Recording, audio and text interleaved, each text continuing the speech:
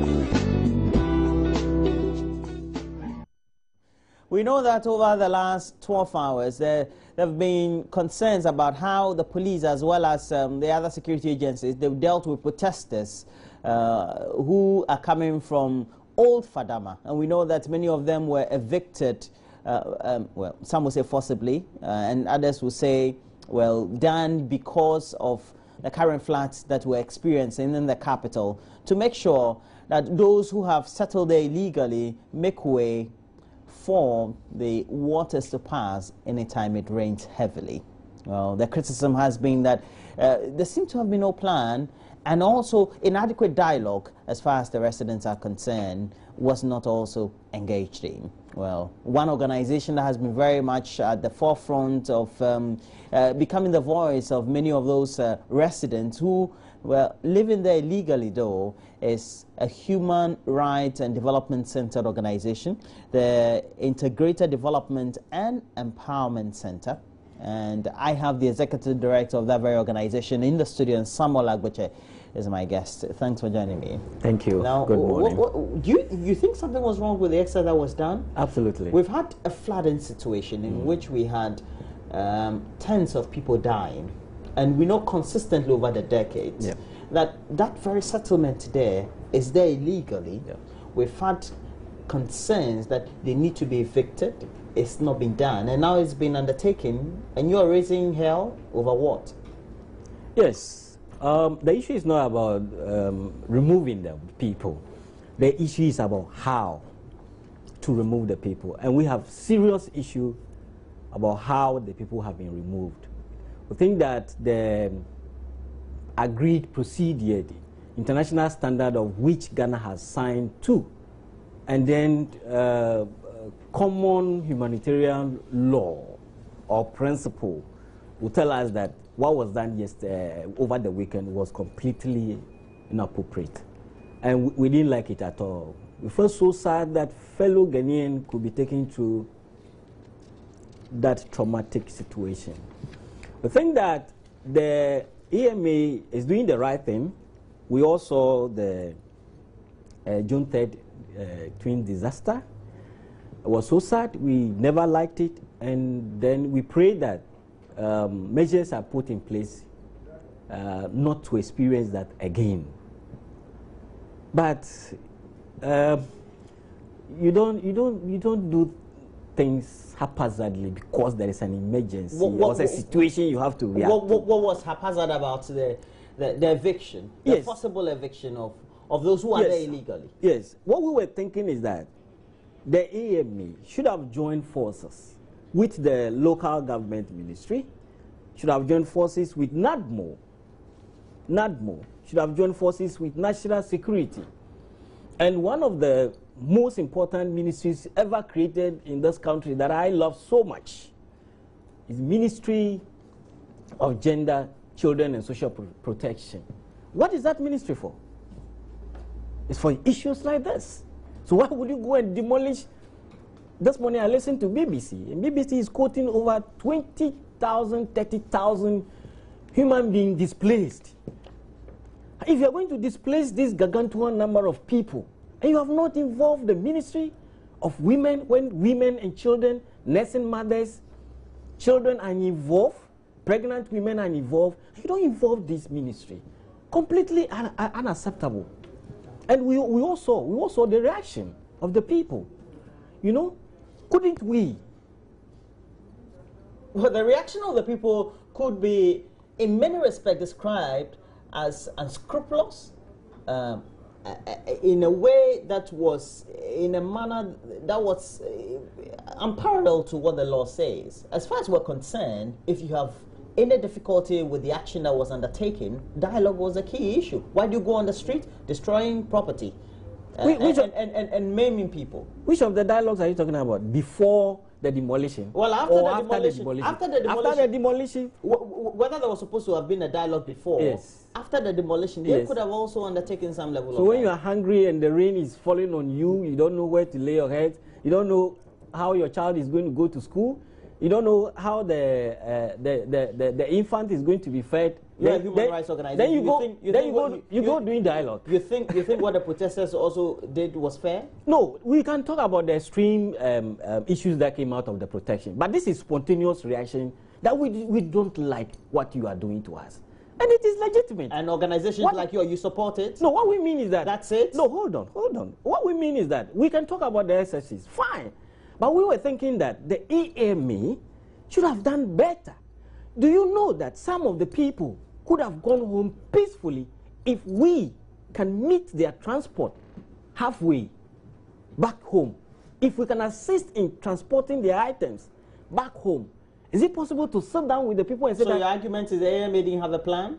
Absolutely, they don't have a plan. I have always been advocating for a demolition policy. When you look at our press release, we made it very clear that it is about time that Ghana comes out with a eviction and demolition policy that is in consonant with the international standard. Absolutely. You should have a plan before the demolition. Let me ask you this. And you should have a plan during the demolition. You should have a plan after the demolition, reacting to the issues that will come out At what point, your organization, do you think the protesters should have been engaged? And at what point should they have listened? Before, I was thinking that immediately after the flood incident that we had, stakeholders would have been put together to meet with the leadership of the Residents Association or whatever they have over there. To sit down and say, hey, look, guys, what is happening now? We need to take an action. We need to move you from here. But this is our plan. This is how we are going to move you from here. You have to have an assessment, need assessment of the people. You need to profile the people. You profile the people and know how many of them are writing BECE. You should know how many of them are fasting at this time. How many of them are fasting?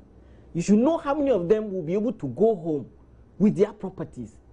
How many of them who can afford. You should have those profiles.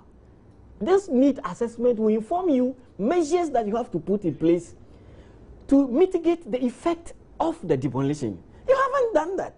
And all you do is women and children are sleeping or have gone to the market, and they come back and have their homes demolished. Well, do you know that? We have women and children on the street. That doesn't make it any better. Fine. That if people are occupying places illegally, they should be made to still occupy those When the demolition was going on, did you see any ambulance around?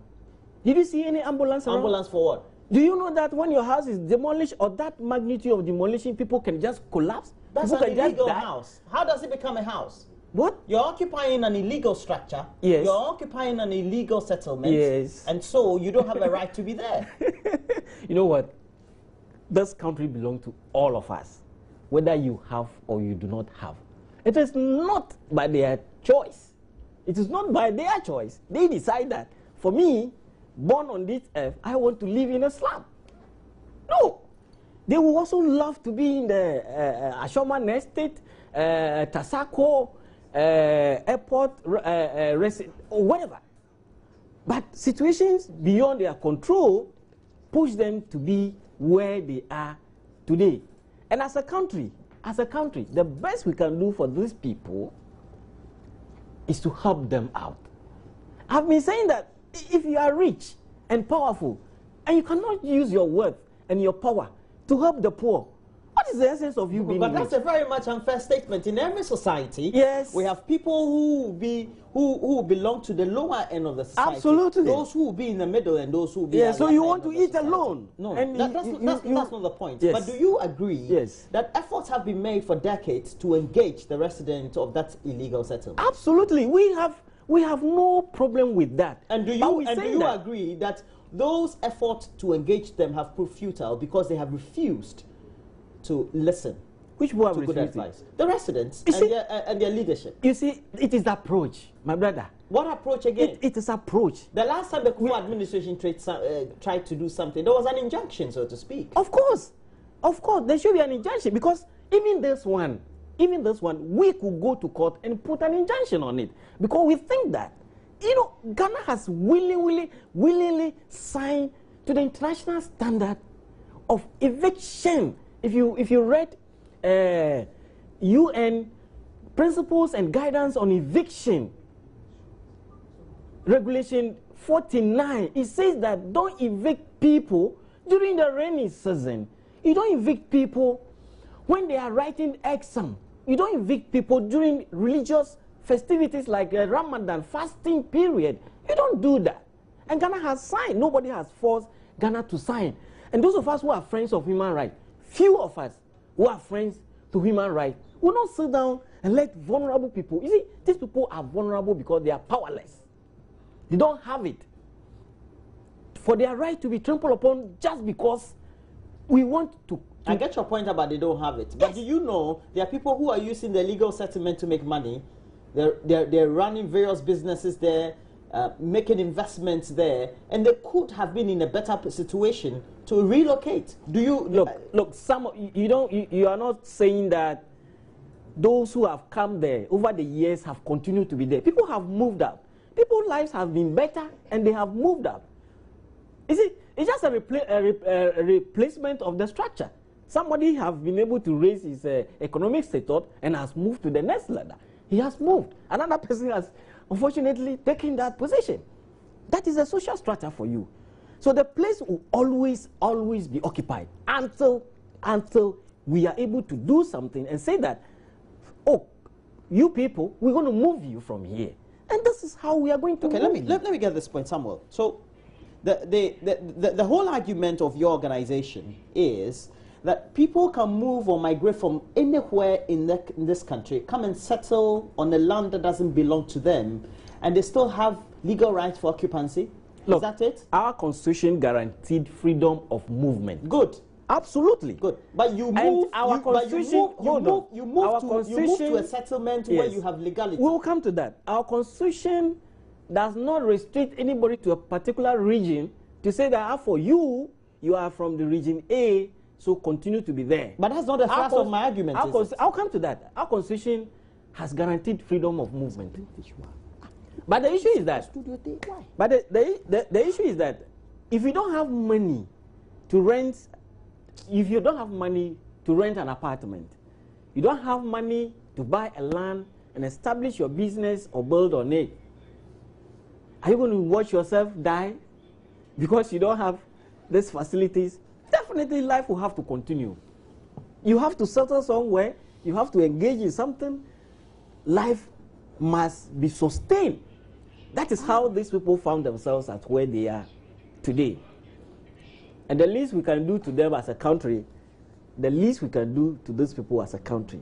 You know, it is the responsibility of the state to protect the welfare of every citizen, regardless of your religion, your ethnicity, your education, your economic state or social status. Can I make conclusions that because of the posture of organizations like yours, it gives the audacity for these people to be behaving the way they are behaving? No, you see, we belong to the Human Rights Global Network. So Ghana belongs to that. And so things must be done properly. Move the people, but do it with human face. That has been our argument. Do it with human face. Why is it that the very people we're talking about, when they're migrating to some of these places, they don't do it with human face? They come to occupy people's houses. They come to occupy people's lands. You go all around Accra. They are squatter settlements. They are wooden structures that have been sited in areas without any legality. When we were receiving refugees from other countries, we created a place for them. When Ghana called what is our accolade? We say we are what do you call it? Forgotten the word. Hospitable. We are hospitable. We like visitors. What about ourselves? We have received Liberian refugees for how many years? The Togolese refugees, how many years? We have done that to people. We have supported them. We built schools in those camps. We built hospitals. We gave them water. We gave them electricity. So what about if our own people who are economic refugees in our own country, these people can be described as economic refugees, migrating, running away from extreme poverty, where life is threatened by the question of where would the next meal come from? Samuel, have your organization done a profiling of the the inhabitants of that very community? No, we haven't done that. So why do you make the conclusions that they are economic refugees, so to speak? Oh, of course they are. Or they are in-country economic migrants? Per the definition of the UN of what a slum is, and by UNI's definition, you can clearly see that these people are economic refugees running away from extreme poverty. Your outfit has done some interview. You have interviewed some of them, and they told you some of them have moved away from Kokomba, Nanumba conflict. They were moved by the state itself to go and settle over there. Some of them have moved from wherever they are coming from for economic reasons. They don't have job to do over there. Life must continue, so they move to where they can have something to do. This is the good news about Accra, is that even if you sell this paper, somebody will buy it.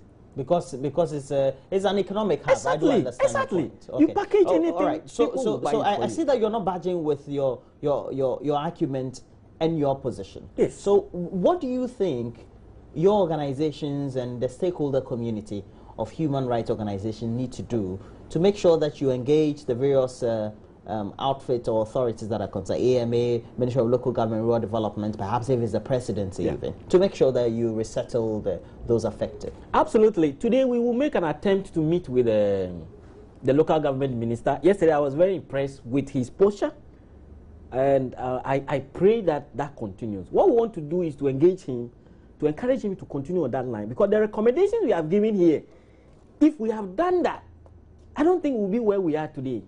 If we had done that, we will not be where we are today. We need a national policy on eviction. And two, we want the AMA or any other institution that is going to embark on demolition to do that, especially when it's going to be on mass basis. If you are demolishing a filling station or a store or somewhere, we are looking at the magnitude, the impact of the demolition. Here we are talking about over 20 to 30,000 human beings, and you cannot or you should not do that in an isolation. You should do that with other institutions, national security, NADMO, Ministry for Gender and Children and Social Protection, so that together measures will be put in place to ameliorate the effect or the impact of this massive demolition or eviction. When are you going to begin your dialogue, or perhaps your consultation? No, we will start the consultation today. We'll try to meet with especially the local government minister, and then from there we'll see what we can do. If we are able to get the hearing and they are able to do some of the things that we have recommended, I think at the end of the day, we will say that, yes, we have done a good job. You should also try to meet with the leadership of the community, because they have a leadership. Yes. There are people who run businesses that they make money out of there. Yes. Yes. And so will not find it prudent to leave the place. Yeah, of course. So it just makes survival sense. Yeah, so that is why if you have done your profiling, if AMA had done its profiling, you will know that these people are well to do and they should not be here. And should have a different way of dealing with those people. The approach should not be a homogeneous approach, like a one-time approach, cutting everybody. It's like a cutlass, cutting everybody regardless of the size of the tree. No. Well, you are a human rights-centered organization. Yes. And so perhaps it bodes well for you to be having this very posture. But do you agree that the place needs to be resettled? Absolutely. Okay. We are not against the resettlement, the movement, no. But you think it has to be done right? It should be done with human face, absolutely. Human face. Human face. And we want human face to be added to this demolition. Some time ago, you raised concerns about the subject of Mensa Guinea also, because that was also a squatter settlement. Yes. Just behind the art center here in Accra. Yes. Yes. And following that, you advocated for the eviction policy and all that. That's it. What has become of your case that you filed in court? What we did, we didn't go to court. We did not go to court. You almost. We almost did. You know, it is not so sweet to be going to court, taking government to court and so on. Because at the end of the day, you end up taking your own self to the court, especially when we are boggled with this economic whatever. So, fortunately for us, the local government minister, now the chief of staff, issued an order halting all demolition exercise. And he gave a caveat that, henceforth, consult the local government ministry before you embark on any further demolition. And the question we want to ask is that, has the local government ministry been consulted before this demolition? If they had, what measures have they put in place? Oh, I do understand your point, but when the floods were coming, the floods didn't consult the local government ministry. Do you think at some point in time... You don't wait for the flood to come. You don't wait for it. Do you think at some point in time we will get some congruence or a consensus on what we need to do right and what we need to do appropriately? Because everybody feels that this is the right thing to do. Absolutely. We're not saying that it's not the right Your thing. organization and others. Yes, do it. Your stakeholder organization don't think that it's appropriate. No. You don't want the right things to be done. Is that it? I am right. I would love the right thing to be done. Adhering to human rights principles and ideals. What's human rights principles? You say that do it and do it with human face. Absolutely. Move the people, fine, move them, resettle them, clear the place, clear the gutters and so on, but do it with human face. Absolutely. And if this recommendation we gave during the Mensa Guinea demolition, if that had been done, I don't think we'll be where we are today. Okay, thank you very much. And Samuel Agbuche is the Executive Director for the Integrated Development and Empowerment Center. It's a human rights and development centered organization. And they are advocating that because we have students who are writing BEC, we have children, we have so-called vulnerable in that very settlement, Fadama, they should be made to live there forever. If not at all, if they have to be evicted, it has to be done with what he calls a human face. And that will be, thanks for joining me, Samuel. I hope to have you again sometime in the studio, and we'll have a lengthy discussion on the subject as well. Well, thank you very much. Well, thank you very much. We're taking a break. When we come back, we're going to have Kwame Jumuajima here with a lot more sports. Do stay on.